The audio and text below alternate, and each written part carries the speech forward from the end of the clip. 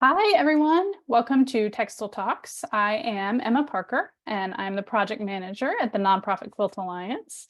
Thank you so much for joining us for today's programming. We are super excited to hear from three artists and scholars who are going to present today about their Ardis James QSOS Scholars projects. So you might be wondering what that is, and I am going to tell you, and I am so excited about today. First, just a little bit about Textile Talks. It is a free weekly series presented every Wednesday at 2 p.m. Eastern in partnership with the Quilt Alliance, Studio Art Quilt Associates, the International Quilt Museum, and the Service Design Association. All of our Textile Talks are recorded, so if you're not here right now, we hope you're watching after the fact, and they're available via YouTube. So you can go back over the past 3 years, almost 4 years, and watch any of the talks that you've missed. So my colleague Amy will put the link in the chat, and you can take a look and see what you've missed. A little bit about us, the Quilt Alliance. Our mission is to document, preserve, and share the stories of all quilts and all quilt makers. It is a lofty, lofty mission. You can find out more about the Quilt Alliance and our oral history and quilt documentation projects by visiting our website. You might also consider becoming a member or a donor. We rely on this kind of community support to carry out our important mission. And a quick reminder, you can use the Q&A box for questions and the chat box for greetings and technical help. If you'd like your greeting to go to everyone and not just panelists, double check your settings with the little arrow when you send your chat. It'll either say everyone or all attendees or something like that, just to make sure that everyone can see it and no one misses your comment. Or if you're having a technical issue, you can write just to presenters and we can try to troubleshoot as we're able. After you disconnect today, you'll see a web survey that will pop up. We would love to hear your feedback on today's program or all of the Textile Talk series. We have enabled Zoom's closed caption feature, and we have a live captioner today. If you prefer not to view the captions, you can turn them on or off by finding the CC or live caption button. If you're on a mobile device, you may need to go back out of the meeting and go into your settings to turn that on or off. We are thrilled today to feature two projects by the 2024 Ardis James QSOS Scholars. And I know that's a mouthful of alphabet soup and words, but it is a Quilt Alliance project that is very near and dear to my heart and that I'm so excited about. If you have attended a Textile Talk before or familiar with the Quilt Alliance's work, then you've probably heard of QSOS or Quilters Save Our Stories. This is really our flagship oral history project that's been going now for 25 years. And what it is a collection of more than 1,200 audio recorded interviews with quilt makers from a quarter of a century. And it's anyone from famous quilt makers that you may have heard of, and also quilters who have just finished their first quilt. So we have folks ranging in age from age 7 to age 100 talking about their quilt making life. The interviews are archived at the Library of Congress's American Folklife Center. The original recordings and cassette tapes are housed there. They're actually in a vault in Virginia, in Culpeper, Virginia. And the Library of Congress, I think this is really amazing, thought that our stories, the stories of quilt makers, are important enough to put the full weight of their preservation efforts behind. So I think that really demonstrates how important and useful this oral history collection is. The project is really a gem, and other than the Veterans Oral History Project, which is also a Library of Congress funded project, our project is fully volunteer funded or donor funded, but other than that project, it is one of the largest oral history projects ever about a specific community. And it's not just any community, it's quilters. There's one quilter in about every 11 American homes. So this is really a massive window into the experiences of women and men across the nation, across the social spectrum.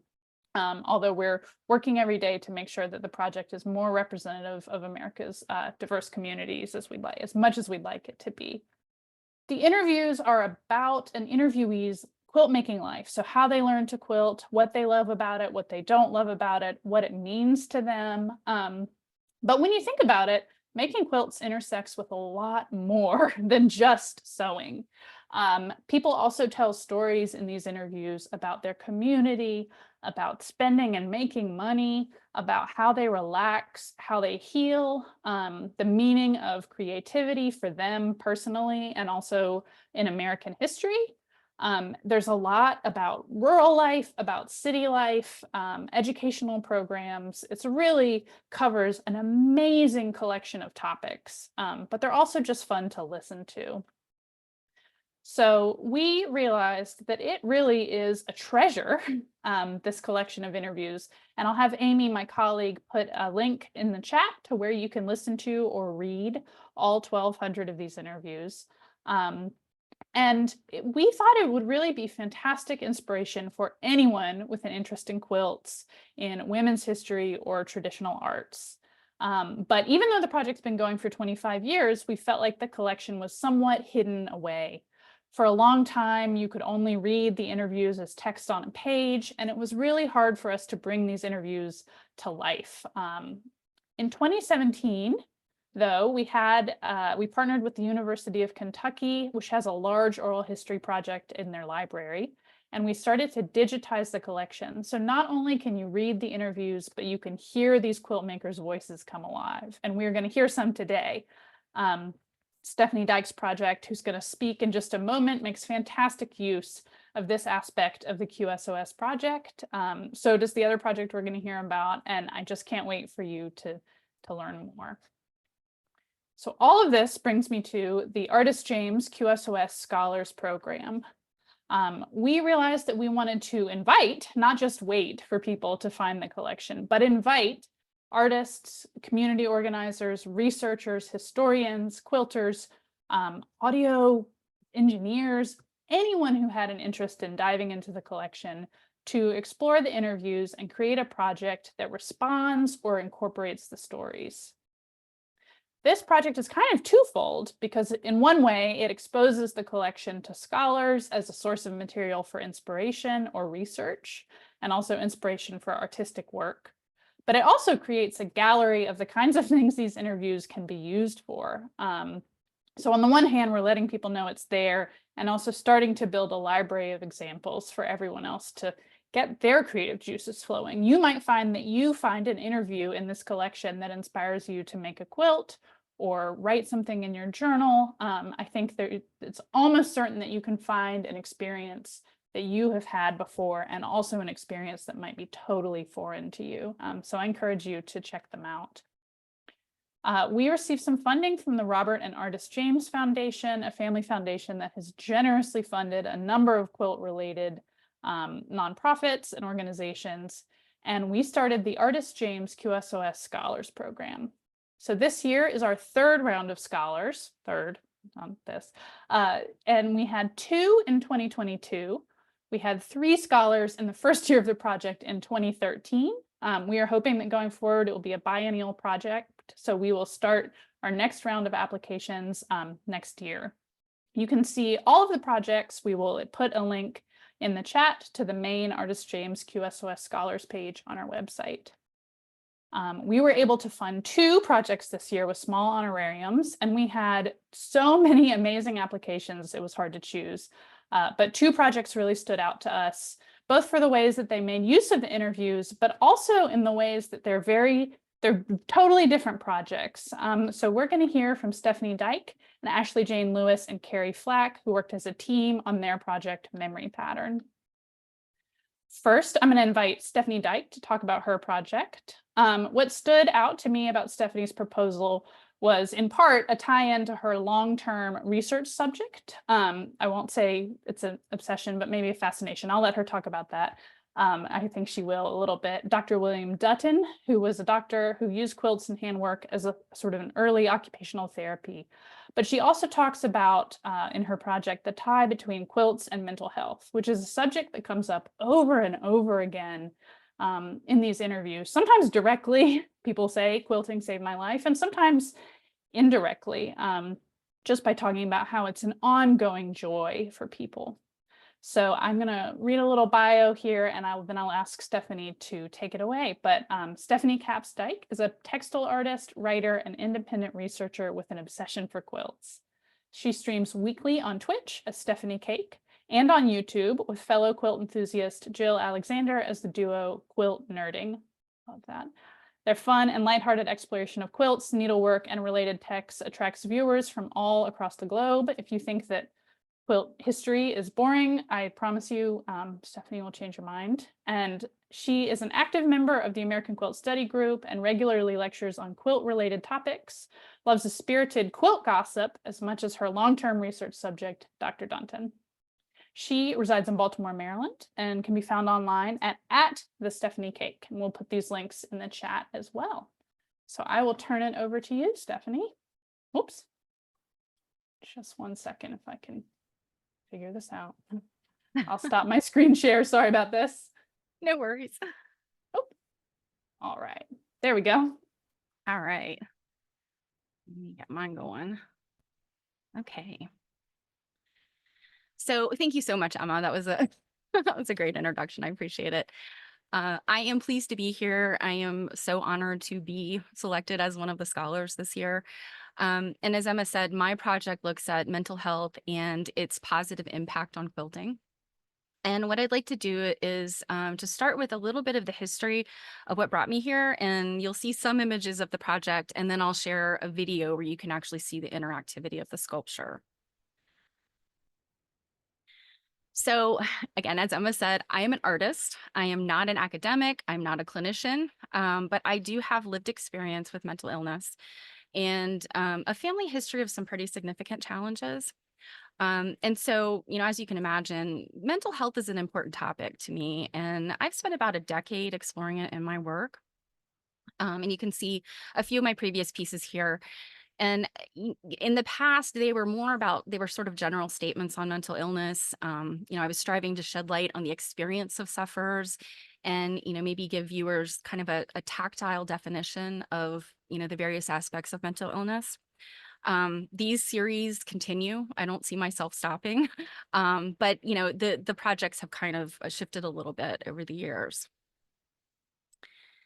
In 2018, this was big for me. I lost my grandmother in March of 2018, and it would be saying it lightly to say that I was devastated.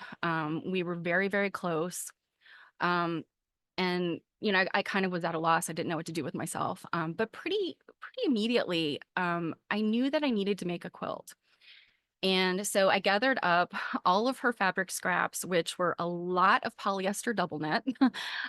She sewed a lot of garments. My mother did too. So, all of this history was there in my grandmother's basement. So I gathered all that up. You can see actually on my slide, I'm pointing to a little scrap in there. That is a pantsuit that is seared in my memory as something she wore very regularly, like all the way up into the late 90s, like when polyester pantsuits were way out of fashion. But it's a fond memory for me. And so I made this quilt, and all around it was a tough process. From a technical standpoint, those of you that are quilters, you will understand I hand quilted this thing. And this photograph is from at some point in the middle of the project. I used sashiko thread, and I did it during the summer. So this thing was like just a technical nightmare. But after the couple months it took me to make this, I can say by the end I was not grief-free by any means, but I had made some steps and I could start to talk about her without like just totally breaking down. And clinically, therapists will tell you like that's progress. And I could definitely see the progress I made in processing grief through this quilt. And then over the pandemic, we all discovered new hobbies, and I was exploring Baltimore album quilts, and those led me to Dr. William Rush Dunton Jr., who was a prominent psychiatrist practicing in Baltimore, Maryland in the early 20th century. And he's often called the father of occupational therapy. He was one of a group of people that formalized the profession or the field of occupational therapy. And he was like cuckoo for Cocoa Puffs about quilts. He just fell head over heels in love with quilts. And I was lucky enough to get access to the Dunton Quilting Collection at the Baltimore Museum of Art as an independent researcher. And I started exploring all of his files and the things that he had saved over decades of research and work. And one thing that really stood out to me was that he essentially prescribed quilting to his patients. He was, handcraft was, something that he thought was very important. And I think, it's a significant aspect of his work, and it's something that has definitely supported my experiences, and more as I talk to other people, definitely supports their experiences. What you see on the screen here are two quilts. The one on the left was made at Shepherd Pratt Hospital by patients, and then the one on the right was made at a private psychiatric facility that he ran in the 30s. Research never stops with one person. You can go down a million rabbit holes. So while I'm doing this research, I discovered that Dr. Dunton was not, the beginning of this. Many other doctors and, people working with folks that had, mental illness, and back then it was defined very differently than it is today. But, it was recognized that handcraft is beneficial to people that are suffering. And so on the left, you can see it's a photo of patients at Spring Grove Psychiatric Hospital in Maryland displaying their needlework. So even though conditions weren't great at the hospital, the patients still had this outlet. And then on the right is really, I would call it kind of a human interest article that was printed in Modern Priscilla, which is a women's magazine, in 1921 about handcraft and occupational therapy. So these concepts are not new. I think sometimes we feel like we invented everything, in our modern age, but these are ideas that have been explored for, over 100 years at least. So now through my organized research over the past 10 years and just casual reading that I've done, I keep seeing these familiar and similar themes coming up. As I explored the QSOS Oral History Archive, I found so many quilters just saying the same things over and over. And, to us, those of us that made quilts, this is kind of nothing new. It's almost like I'm preaching to the choir. But I kind of wanted to share a few little snippets of quotes in my reading that kind of went along with making the project. Very recently, I read Nancy Lou Burdick's book about her grandmother, Tallulah Bottoms. And Tallulah herself had noted that her mother-in-law used knitting as grief therapy. And you can see the quote here. And even though in the book Tallulah never specifically says it, it is very clear based on a lot of tragedy in her life and the sheer volume of quilts that she made that she was using quilting as therapy. And then I read Quilts and Help by Marcia McDowell, Claire Luz, and Beth Donaldson. And literally in the introduction, the very first sentence is quilts substantially contribute to health and well-being. The authors also referred to quilts as textile hugs, which I love that idea. And one of the QSOS quilters literally said essentially the same thing. And I don't know if she was being tongue-in-cheek or not, but she said this quilt was a true comforter, and I'm thinking, both meanings of the word. In Mindfulness Thoughts for Makers, Ellie Beck touches on the physical aspects of grief processing. And I can tell you, I, out of the 1,200 interviews, I looked at a lot, I read a lot of transcripts, I listened to many snippets. I didn't get to all of them, obviously, but so many people talked about, I lost a loved one, or I went through something really tragic and traumatic. And the quilt or the quilting community is what really helped me get involved in grief processing. And that absolutely, is my experience, and what I felt in making my grandmother's quilt. In the book Craftfulness, Rosemary Davidson and Arzu Tazin underscore the idea that making things with our hands is fundamental to mental health. And, again, therapeutic, life-saving, all of these things that the QSOS quilters were also saying.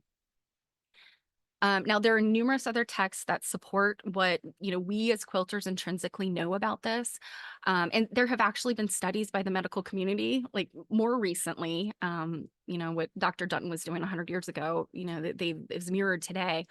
And actually, I get into some of that in my written piece that I did for the Quilt Alliance website. We just don't have enough time to get deeply into it, but you can read that information there. And so that kind of brings me back to the project and back to today. We today are in a place where, for lack of better words, I would say things are kind of weird. Two things really significant came out of the pandemic. One of them is good and one is not so good. For the not so good, I think that no one would be surprised if I say we are in a mental health crisis, very much so in the United States, but also worldwide. Um, Longtime sufferers of mental health conditions such as myself, we kind of saw it coming when mentally healthy people began to experience, these kind of feelings that we were already really, well acquainted with. And recently, I think it was late last year, the US Census survey, I think it was September of 2023, they reported that 32% of adults reported symptoms of depression and anxiety. And that's pretty significant for just last year. And, we're not in lockdown anymore, but people are still feeling those ongoing effects. But like I said, there's good news. Another survey that just happened this year was in crafting industry survey that reported quilting is as popular as ever. It has not slowed down at all. We know that the pandemic resulted in a lot of people, seeking hobbies that they, had never considered before. And quilting and needlework activities are major attractions. Until you start collecting a fabric stash, it's got a pretty low barrier to entry. And as people return to normal, we say quote unquote normal, we're seeing a little bit of a dip just because people are back to work. They don't have as much time on their hands, but it's still going strong. And quilting as an industry is projected to reach $5 billion by 2027. That's a huge chunk of change, but therapy is also expensive. And, the impact on well-being, that has been documented over and over is truly priceless.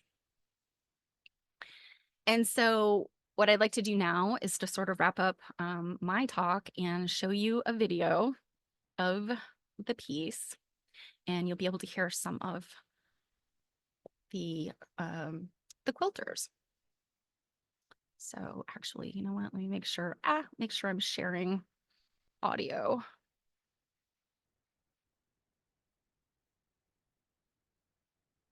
Yeah. Okay.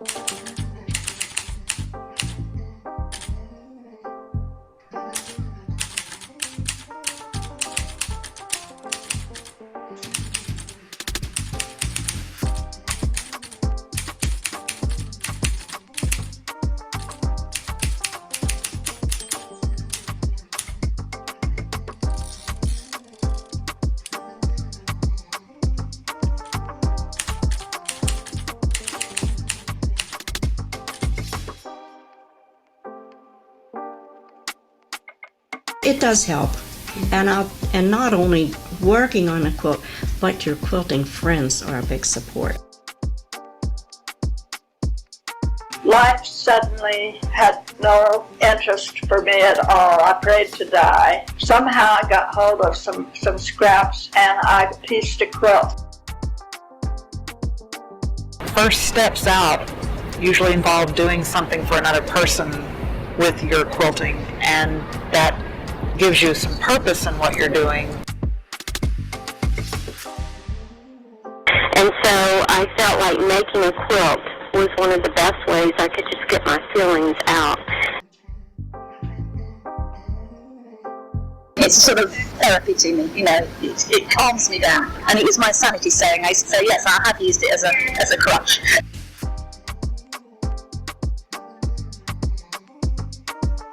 And if it hadn't been for quilting, I don't know if I would have made it. I mean, it gave me something to do to take my mind off of it. So quilting has really saved me.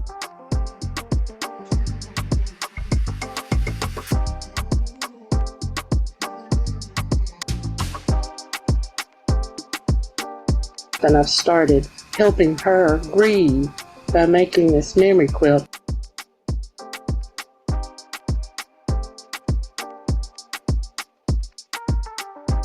To this day, claim it as my therapy and think I've saved a lot of money in therapy fees because of it.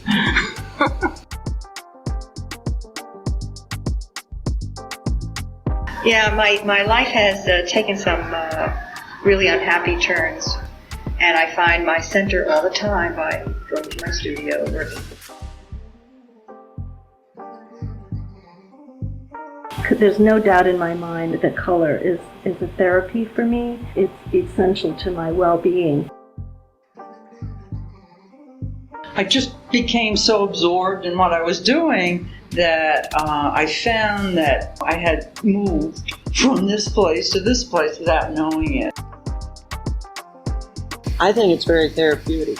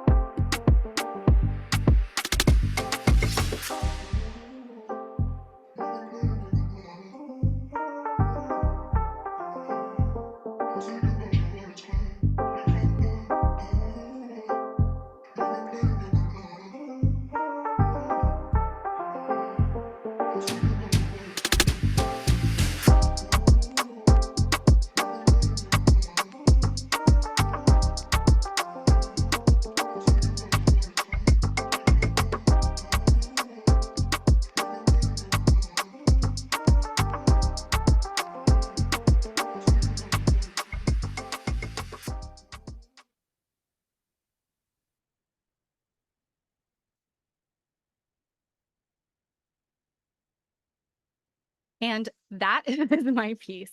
So thank you so much. And you can watch that video on the Quilters Alliance website as well. So I will pass it over to the other scholars. Thank you so much, Stephanie. I have approximately 1 million questions to ask you, but I will hold them for now. Like just mostly about the rolling pins. I'd love to talk about rolling pins for like 20 minutes, but we will move on. I'm very excited. Let me just share my screen here briefly, and I'll do a little introduction to our next project, which is the duo, the Technologies of Black Care Collective of Ashley Jane Lewis and Carey J. Flack. Ashley is a new media artist and postdoctoral fellow for Black scholars at the Toronto Metropolitan University. This is just a tiny segment of their amazing bios. Carey is a product manager at Adobe Creative Cloud and an artist and a writer. Together, they co-direct the Technologies of Black Care Collective. You can find a little bit more on the website there. And their project Memory Pattern just absolutely blew us away when we read about it. We hadn't really even conceived of this kind of community-based project that they proposed. And really at its heart, QSOS is a collection about a community. And so I'm gonna just let them take it away, and I will stop my screen here. Thanks so much. Yeah, thank you so much, Carey and Ashley. Yeah, thank you so much. Really honored to be here. We're honored to be scholars for this fellowship as well. And I'll start by sharing my screen. So what we've been working on this year is Memory Pattern, as Emma talked about. It was ran through March, but really we've done a lot of planning before, and there's still more that we're planning and doing since the class ended. And so just I'll hand it off to Ashley to kind of introduce our collective and what we're doing. Yeah, so I'm Ashley Jane Lewis. My wonderful collaborator, Carey J. Flack, as you heard in our introduction, run and co-direct Technologies of Black Care Collective. Our goal is really in pursuit of diasporic constellations. This is a term that we lovingly have adopted as a way to explore and manifest creative depictions of Black past, presents, and futures. We do this through exhibitions, collective gatherings, technology, folk art, and education. And, I think a big part of what we love to do is explore multiplicitous ways of archival processes. So this includes speculative design, and it includes archiving in ways that help to preserve Black culture, allow for us to connect to ancestral knowledge, and also consider new terms and new tools for liberated worlds, not just from my perspective or Carey's perspective, but from a broad range of Black perspectives, as you'll continue to hear about in our presentation. Sweet. So before we get into the project, we want to really ground in the inspiration behind this project, which is where QSOS also comes in. Our real inspiration here is Daughters of Dorcas, which is the longest running Black quilt guild in North America. And we found out about this guild through looking at the QSOS archive. We found so many Black quilters looked at and listened to their audio, and they talked a lot about Daughters of Dorcas. So many were part of that and are part of that organization. And so its founder, Viola Kennedy, is someone who really inspires us to do this work. She also wanted to create community and started with a small group, and it expanded into this amazing guild. And so one thing we love to do and did during the class was walk through and listen to the archival audio from the QSOS archive. So I'm going to share just a quick snippet from Viola Kennedy's interview. Here, she'll talk a little bit about quilt making and her family. Who was quilting in your family before you? Everybody. Your grandmother, your great grandmother, name it, everybody, because that's the only way you get your cover down in North Carolina. We had no money to buy anything. You quilted if you stayed warm. Because we were from a large family, and we were sharecroppers. We didn't have our own thing. And it was real hard getting stuff, and you saved everything. And to make quilts out of clothing, you patched them over and over and over. And when you couldn't patch them anymore, then the little pieces was left, you take them and put them in a quilt. So Viola Kennedy here talks a lot about her entire family quilting, and also coming from a sharecropping family, and how quilting was a survival mechanism. And so Viola Kennedy's story, the work she's done with the Guild, as well as the generations before us who have been quilting for hundreds of years, are a really foundational piece to why we started Memory Pattern. Yeah, I think one other thing to add, Viola's story was so beautiful. I think the idea of being well-versed in Black history doesn't often come with audio files, doesn't often come with videos of the people that you learn about. Carey and I were so moved by the Quilt Alliance archive, the capacity to be able to like hear the tone of people's voice. It's like a mode of time travel that we were extremely excited about. And so, you know, her story felt really resonant to both Carey and I, who have like maternal ancestry, who also have been deeply invested in textiles and quilting, mine in Canada and Carey's in the United States. And it felt like so, oh my God, Tennille is in the room. Tennille just dropped a little comment. Hi, Tennille. Tennille was a part of our cohort. Sorry, had to shout you out. So this felt like an incredible opportunity to embody some of the things that Carey and I had been, you know, researching and exploring in a way that was really tactile and in a way that allowed us to be together. On the next slide, you can see a beautiful picture of all of our cohort. We were so lucky to have an inundation of applications for this program. Carey and I were like, I hope we get like what, 20? Like, I hope we get 30. We had like hundreds and hundreds of applications from across Canada and the US. You know, the only real like parameters around the application being that you were a textile enthusiast. You didn't have to have made a quilt before. That you were a person who identified as Black, and that you were from either Canada or the United States. We really wanted to tell two halves of the story of the Underground Railroad, along with other Black histories that are connected deeply to the techniques of quilting that have been like messages of communication and survival techniques. And so we were lucky to have so many applicants, and we chose painstakingly 35 people. And we had folks in the room, in the Zoom room, from ages 18 to 80.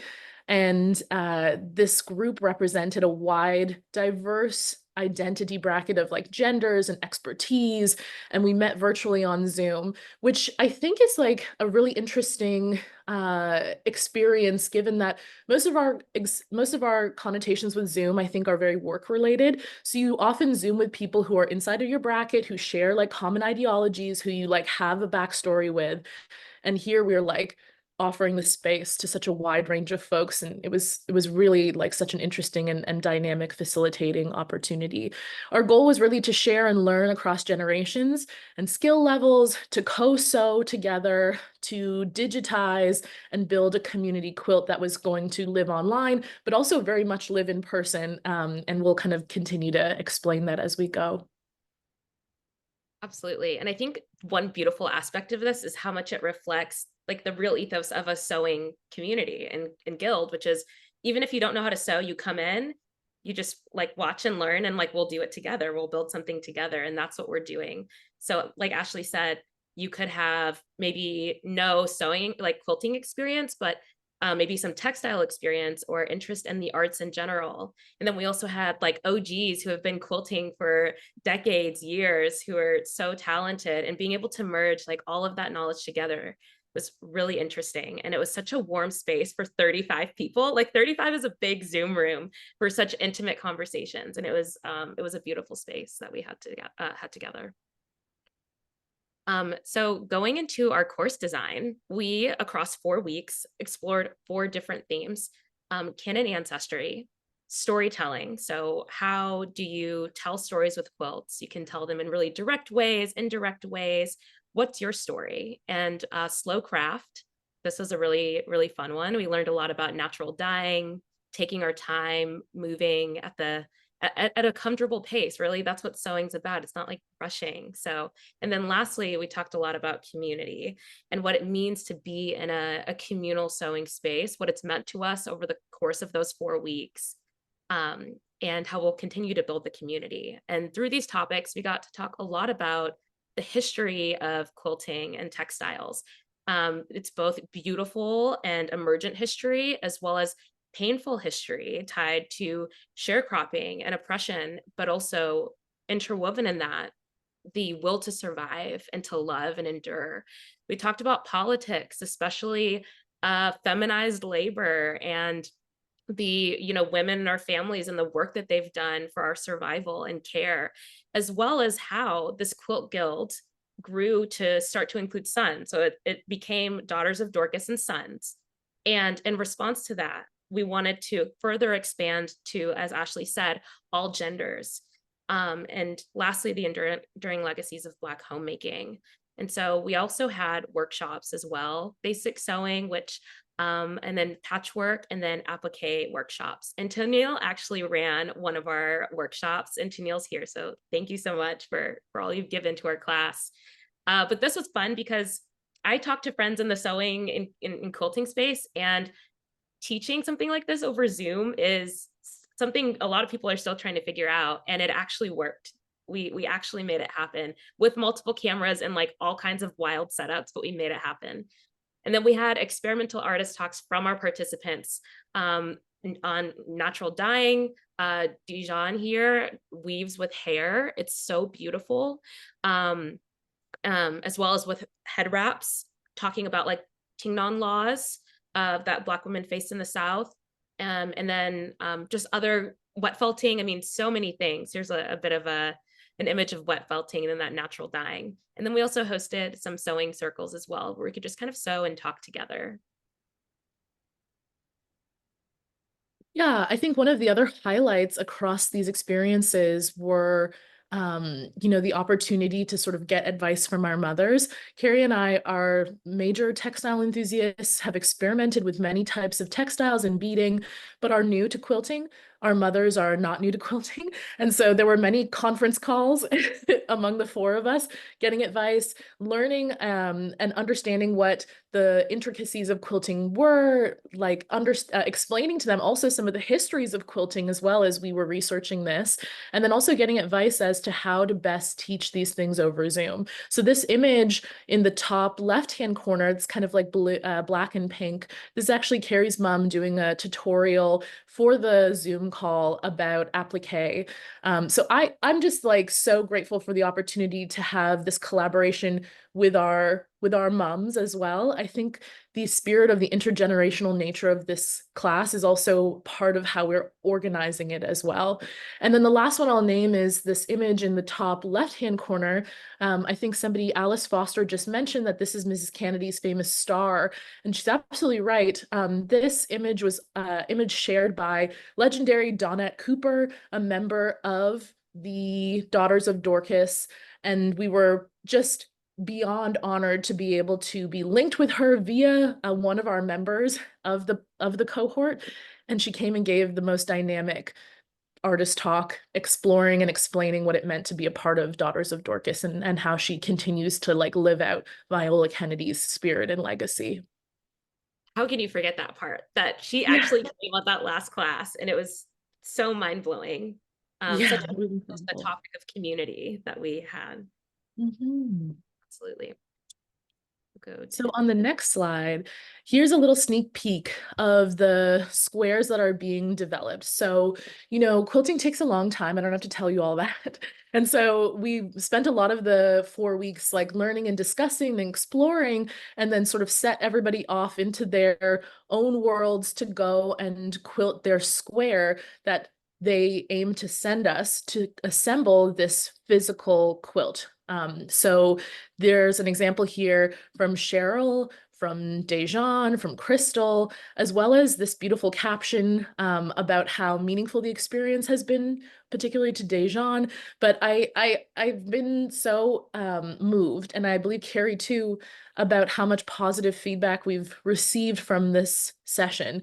There's a little bit of a asterisk I'll leave to the last slide that shows just how impactful the enthusiasm has been. We're like not stopping this session.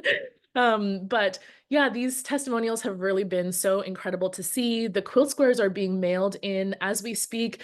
Some have hit Toronto, where I am. Some have hit, Carey's world, and will meet to assemble this quilt, which we'll get to in a moment. But it's exciting to think about how these squares are going to be physically made in all of the various locations across North America, and also mailed to one central hub. Absolutely. And I think what we're trying to aim for here is to create this diverse tapestry of Black stories. And it's just really beautiful to see all these stories starting to emerge. And so these squares reflect both what we've learned and kind of what we came into this class wanting to share about ourselves, our perspective, our hope for the future, or our love for the past. So yeah. And one last thing I'll say before we go to the next slide. I don't think Carey and I ever expected to be in tears in the last session. Our last session, we shared ways in which the experience has shifted the mindset of folks in the room, not in a way that like changes our outlook on Black culture, but in a way that makes us feel connected to like a larger narrative, one that exists before us and one that exists to come. And I think, you know, the expectation Carey and I had was to hopefully resonate with people, but I promise you, the 35 of us were like literally sobbing, talking about how much the 4 months, the 4 weeks had meant to us. So I think about those times always, and I'm really grateful, I think, to the participants who made it feel, who met us, I think, where we were hoping to be, with like warmth and empathy and excitement. yeah, the second we got in, people were ready to talk, to witness one another. That was a big piece too. People came in vulnerable, but also ready to witness and hold one another in this virtual space. And it was really warm. So what's next? As Ashley mentioned, we have participants mailing their 10 by 10 squares to us throughout the summer, just giving them some time, since we all know everyone's traveling, doing things this summer, but they're slowly trickling in. And these 10 by 10 squares will eventually create one big physical quilt. And then, as Ashley mentioned, we'll eventually have a digital version of this quilt online, a digital quilt, where you can also listen to our QSOS style interviews that we'll be doing with each participant, just to really honor like what their quilt is about, what's inspired it. And we'll also have quilts interviews from the QSOS archive transposed into this digital quilt. It'll be an expanded quilt with those interviews.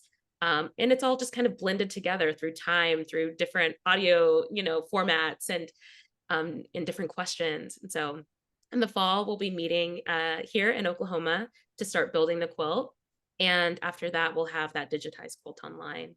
In 2025, we'd like to exhibit our final quilt. So if you have any ideas, any potential opportunities there, we'd love to talk. We really want to share this story to as many people as we can. Anything you want to add, Ashley? No, I think you covered it. I think, I don't think a day goes by without my mom being like, I can't wait to go to Oklahoma. And so the 4 of us are going to be together, Carey's mom and Carey, my mom and I, and I'm so excited for that opportunity, which we'll have in a few months. It's going to be so fun. We're going to have a great time. And then in terms of what's coming up, in the short-term future, our article in Tattered Journal is coming soon. This was a really exciting opportunity to talk about memory pattern in a compilation of articles curated and edited by Dr. Charbrianne Plummer, who's the author of Diasporic Threads, and Kimberly Jenkins, who is the creator and founder of the Fashion and Race Database.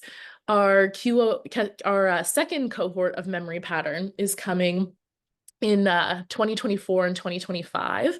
And this was not something we were expecting, but like we were like, oh, this is going to be like a one and done project. But like I feel like we hardly have a week that goes by without people who didn't get selected for cohort 1 asking us when they're going to have an opportunity to participate, because they've been seeing all of this beautiful imagery and all of these great posts coming out from our participants.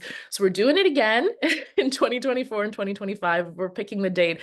We want to get past the assembly of this quilt. Also, just a shout out Jamaica, who's in the cohort as well, who's just in the chat. So excited that you're here too. And then we, by popular demand, have listened to cohort 1 and really like been overwhelmed and grateful for how committed they are to continuing this community. So this cohort will transition into a digital North American Black Quilting Guild. Carey and I are in the process of working out logistics, but this will be like an ongoing community where this particular cohort will continue to meet, and Carey and I will like loosely facilitate the opportunity for it to have space and to sort of exist with the same warmth and excitement that it has so far. And then last but not least, our QSOS article is launching this summer as well. So please keep an eye out for that on the QSOS website to read more about the work that we've done for Memory Pattern. Anything you wanted to add, Carey, about this list? No, just wanted to highlight Tennille Fatima's square on the right. Yes. Really beautiful. So beautiful. So how you can keep in touch with us, we have our email, technologiesofblackcare@gmail.com, as well as our Instagram, Technologies of Black Care. On the Instagram in the coming weeks, we'll talk about every single week that we had, all of the artifacts, screenshots, practice squares that came out of it, which you can see below, from Dijon and Cami. And we also have our personal emails and handles if you'd like to connect with us. But yeah. And I'll drop this link to the slide deck, a viewer's link, into the chat in case anybody wants to be able to click those URLs in the slides. And I think that's it. Anything else you wanted to say, Carey? Nope, just wrapping it up because I couldn't fit this anywhere else. And I love this piece. This is a quilt by a former slave or sharecropper where they used scraps of work clothing. And it tells such a story about where we've come from and where we're going from Georgia. Thank you all very much. Thank you, everybody. Wow, I am absolutely like so excited. I didn't even know some of these upcoming things, and I'm like totally buzzing. This is thrilling. I'll invite Stephanie to join us as well, and just say that this is our third round of scholars, but really the first round when we put out a call publicly and we're really had made the QSOS collection a little more accessible and felt like people could really dig into it, and it's exceeded our expectations like 50-fold. So it is really, really exciting to see people engaging in these interviews and finding them as rich as I find them. We have a few minutes for questions, so I will pull some from the Q&A. I have a million, but I will hold them for now. First, I was wondering, Stephanie, if you would talk just a little bit about some of the choices that you made for your sculpture, particularly the Mobius strip shape, kind of the endless loop, and the rolling pins. Oh, the rolling pins. That was a Goldilocks situation. And there was the big ones, there was the little ones, and then there was just right. It's really hard to put into words sort of the trajectory of this piece, but there are elements in there that are about the experiences of the quilters, but there's also kind of the bigger commentary on feminism and women's work and all that stuff. I think Carey and Ashley even touched on that a little bit.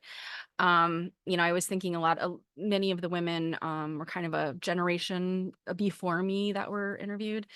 And I kind of thought about, second wave feminism and all that stuff. So that's kind of where the typewriters and the rolling pins came from. Now the Mobius strip, originally I had kind of some other configurations for this piece, but the Mobius strip is really interesting because hopefully everybody like in elementary school made a Mobius strip. You just take a strip of paper, you twist it and connect the ends, and you put your pencil down and spin it around, and it's all one surface. And, that to me kind of spoke volumes, symbolically about, the experiences of mental health, experiences of women, and, all that stuff. Okay, awesome. I definitely will point everyone to the link in the chat that we put, which has Stephanie's write-up, and you can watch the video again. And maybe we'll add some extra close-up photos, which I will get from you, just so people can really see and appreciate the project. Carey and Ashley, we have a bunch of questions, but one of them is, in your process to narrow down to your final 35 folks for your cohort, what parameters did you find necessary? And they asked, did you save their applicants' information for future use? It sounds like there's going to be another round, but how did you come to this cohort?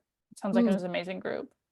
Oh my God, I think Carey and I met for like 8 hours straight. Yeah.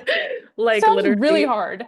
Literally all night and then over multiple days. It was pretty agonizing. I think we were like so surprised by the enthusiasm. I think like we need Black communities in nuanced ways. So I guess in hindsight, it's not that surprising, but we wanted to make sure we had equal or at least close to representation from Canada and the US. Carey and I are really devoted to like a multiplicitous lens on identity. So we were also making sure that we had like multiple genders represented as well. And I think that the opportunity to consider new quilters and experienced quilters was really important because Daughters of Dorcas was also very invested in that too. Yeah, what else do you think I feel like that time was a blur. What do you remember, Carey? Yeah, no, just adding color to that, we had kind of a breakdown of like beginner, intermediate, advanced. We wanted, like you said, to have that equal weight. And man, I mean, I think when people really put a lot into their applications and talked about these histories, even you don't have to necessarily come from like a long line of quilters, more of just, I care about this history, or this history has touched me in some way. We knew that we wanted to have people who were ready to have those like deep conversations from whatever position they were in, as well as those who could help teach one another different things, like very experimental artists who like textiles with like OG quilters, and like how much inspiration can occur between like those two kinds of people as well. Yeah, and we 100% saved the applications. We also wanted to pay respect to the labor that it takes to apply to things. And so we'll certainly be reaching out to folks who applied to round one, who we've sort of like mentally shortlisted in a way that will make cohort 2 a little more easier to sort of jump into. Awesome. 3 o'clock. I have a million questions. We might have to do a part 2, but I also just want to thank you, all 3 of you, for your work on especially a short timeline that you spun these projects up so quickly, and it's beautiful work that I think will have a long tail. So yeah, thank you again, and thank you everyone for joining us. I will please do get in touch with the Quilt Alliance if you have a story to share. We are opening our QSOS project for additional interviews. It's open, but we are revitalizing the process to submit additional interviews and make it easier in the digital age. So please be in touch if you would like to interview someone or would like to be interviewed. Our next, I will say the next Textile Talk is Greg Clymer, Quilted Animation and Impossible Projects, presented by Sakwa. And thank you again to our presenters for your amazing work. So yeah, thank you. Thank you.